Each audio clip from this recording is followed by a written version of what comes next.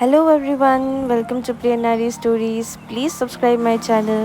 आज বুধবার, আজ একটা পার্সেল আসলো, দেখাই তোমাদেরকে কী আছে এটার মধ্যে। তো এই যে এটা একটা অর্ডার করেছিলাম আমি, আমার খুব শখের জিনিস একটা, আজ এসেছে।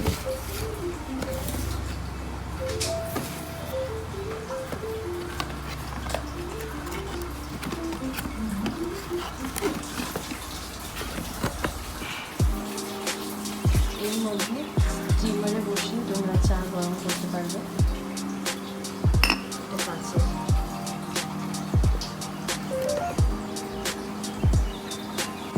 এটা একটা এসছে, এটা টি পটটা, যেটা গ্যাসের স্টিমারে বসিয়ে তোমরা থার্মোস কোয়ালিটি রাখে। অলসো এটার সাথে একটা স্ট্যান্ড এসেছে, অ্যান্ড এটা স্ট্রেনার প্লাস ক্যাপ, মানে এখানে তোমার চা পাতগুলো স্ট্রেন হয়ে একেবারে তোমার বেরোবে, এক্সট্রা করে স্ট্রেন করতে হবে না সিপ দিয়ে। এখানেই আছে স্ট্রেনার। এটা খুব ভালো লেগেছিলো আমার, বড় সিলের হয়, তো তার জন্য ওয়ারেন্টি গ্যারেন্টিও রয়েছে তার সাথে। তো আমি ইউজ করে তোমাদেরকে নিশ্চয়ই জানাবো যে ট্রাস্ট ওয়ার্দি কি না, কাজটা ভেঙে তো যায় না, সেটা আমরা দেখবো। এখন আমরা টেস্ট করি।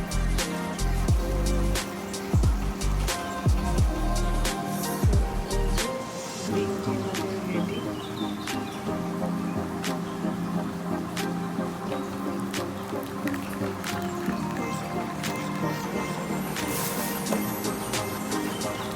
একটা রসুনকে নেবে, কেচি দিয়ে মাঝখানে কেটে নেবে, তখন গিয়ে সোজা হয়ে যায় গিয়ে এইভাবে পিল করে এইভাবে তোমার অনেক কম টাইমে রসুন ছোলা হয়ে যাবে, আর কষ্টও করতে হবে না। আজ বিকেলে বানাবো হলো মোমো। তো তার জন্য মোমোর যে ফিলিংটা আছে সেটা তৈরি করে নিচ্ছি। সেটাতে আমি দিব হলো আগে পেঁয়াজ দিয়ে দিচ্ছি, সব মিক্স করে নিয়েছিলাম আমি প্রত্যেকটা জিনিস। তো পেঁয়াজ দেওয়ার পরে সেখানে বাকি যে সবজিগুলো আমার আছে মিক্স করা, বিন, গাজর আর একটু রসুন, তো সেগুলো ভালো করে দিয়ে আমি একটু তেলেই ফ্রাই করে নেব। আর সেখানে আমি একটু নুন আরও ব্ল্যাক পেপারও মিক্স করে দিব।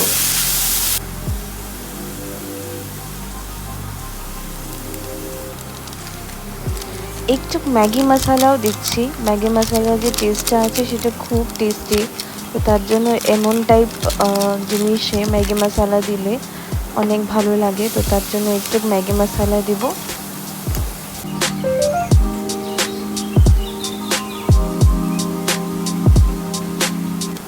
অ্যান্ড লাস্টলি ধনে পাতা দিয়ে আমি শেষ করে দিব সবজিটা তৈরি করা। ধনে পাতা দেওয়ার পর আমি আরেকটু ভেজে হয়ে যাবে গিয়ে। এইবার তৈরি করব হলো যে আউটার কভারটা মোমোর, সেটা। তো তার জন্য আমি ময়দাটা ছেনে রেখেছিলাম আর ছোট ছোট বলস বানিয়ে নিয়েছিলাম, সেগুলো দিয়ে এখন আমি এরকম বেলে নিব। আমি বেলার পর ওখানের মধ্যে ফিলিংগুলো দিয়ে, দেখো কিভাবে করি দেখাচ্ছি তোমাদেরকে।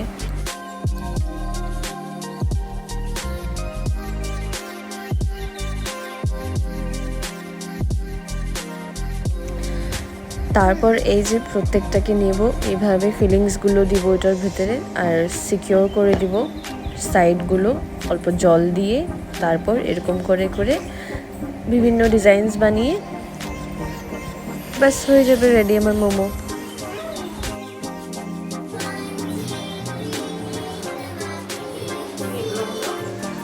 তো রাইস কুকারের মধ্যে একটু জল দিয়ে উপরে স্ট্রেনারটা রেখে সব মোমোসগুলো প্লেস করে আমি স্টিম হতে দিব। মোমোস খুব টেস্টি হয়েছিল। এইবার বৃহস্পতিবার দিন সকালবেলাতে এসে গেলাম, কালকে আরও বেশি ব্লগস তৈরি করিনি। বৃহস্পতিবার দিন সকালবেলা আমি কী কী বানালাম তোমাদের সাথে এবার শেয়ার করব। আমি বানিয়েছিলাম হলো পনির। তো তার জন্য দুটো কড়াই ছড়িয়ে দিয়েছি, কেন কি আমার যেহেতু তাড়াতাড়ি রান্না করতে হবে, বড় অফিস যাবে, তো তার জন্য আমি একদিকে পনিরটা আমি মশলাটা কষাতে থাকবো, আর আরেক দিকে যেগুলো পনিরের সবজি আছে সেগুলোকে ভেজে নেব, কেন কি আমি একটার মধ্যে একটা কড়াইতে পুরোটা করার জন্য আমার কাছে অতটা সময় নেই। তো যতটুকু সময় অবধি মামনি নেক্সট সবজিটা কাটছে ততটুকু সময় আমি পনিরটাই দুদিকে বসিয়ে আমি কমপ্লিট করে নিব জলদি জলদি, তবে আমার একটু টাইম সেভ হয়ে যাবে গিয়ে। পনিরের মশলাটা কষানো হয়ে গেছে গিয়ে, তো তারপর যে সবজিগুলো ভেজে রেখেছি আমি ওই সাইডে, সেই সবজিগুলো এখানে ঢেলে আরও অল্প ভেজে নেব। আর ওই কড়াইটার মধ্যে আমি কি করব, পনির কেটে রাখা পনিরগুলোকে ভেজে নেব। আমি না কেটে রাখা পনিরগুলোকে ভেজে নিই, কেন কি অনেকেরা বলে নাকি সাদা পনির ভাজতে হয় না, কিন্তু আমরা তো ভেজেই খাই, আমাদের খুব ভালো লাগে ভেজে খেতে। তো দেখো তোমরা দেখতে পাচ্ছ বোধহয় হালকা হালকা করে যে ওই সাইডে রাখা পনির টুকুটাকে আমি ভাজছি, আর এদিকে একটু কাঁচা লঙ্কা চিড়ে দিয়ে দিলাম। তারপর আমি কি করব, সেই পনির টুকুটাও নিয়ে দিয়ে দিব। তবে কি হবে, পনিরটাও ভালোভাবে মশলার সাথে কষিয়ে যাবে। তো খানিকটুকু সময় সেটা দেওয়ার পরে আমি অপেক্ষা করব, আরও ভালো করে ভেজে নেব। তারপর আমি লাস্টে গিয়ে জল দেব।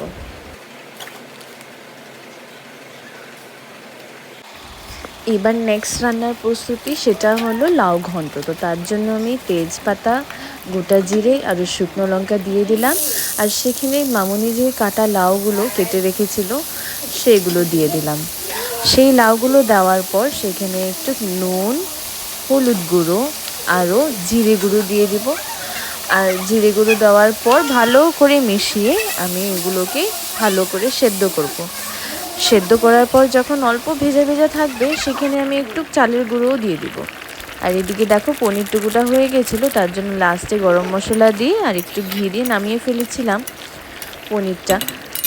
এই দেখতে পাচ্ছ পনিরটা পুরো রেডি হয়ে গেছে গিয়ে, ঠান্ডা হয়ে গেছে, বরের জন্য এবার টিফিনে বেড়ে দিব।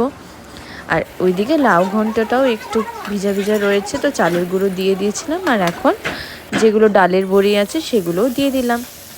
এখন লাস্টে যখন সব শেষ হতে গেছে, লাস্টে আমি কি করব, একটু ধনেপাতা এরকম করে চিড়ে দিয়ে দিব সেখানে। আর তারপর ভালো করে মিশিয়ে আর একটু সময় রেখে আমি লাউ ঘন্টটাকে নামিয়ে ফেলবো। হয়ে যাবে আমার লাউ ঘন্টটাও। এই যে দেখতে পাচ্ছ আমার লাউ ঘন্টটা শেষ হয়ে গেছে, কি সুন্দর লাগছে দেখতে, তার মানে এই যে শেষ।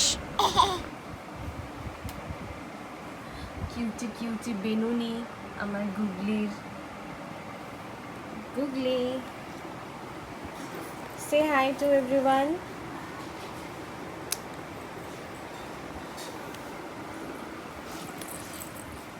Say hi to everyone, Googly. Say hi.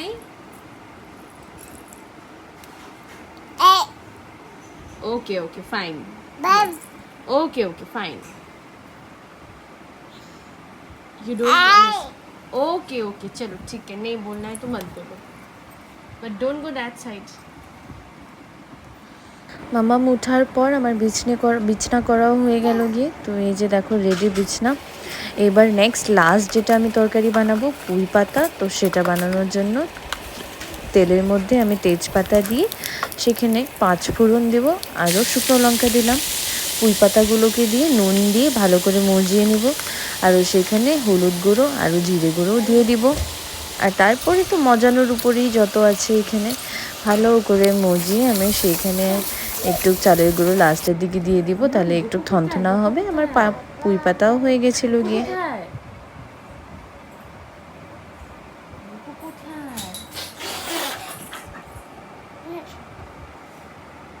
গুপু কোথায় মাম্মা? গুপু কোথায়?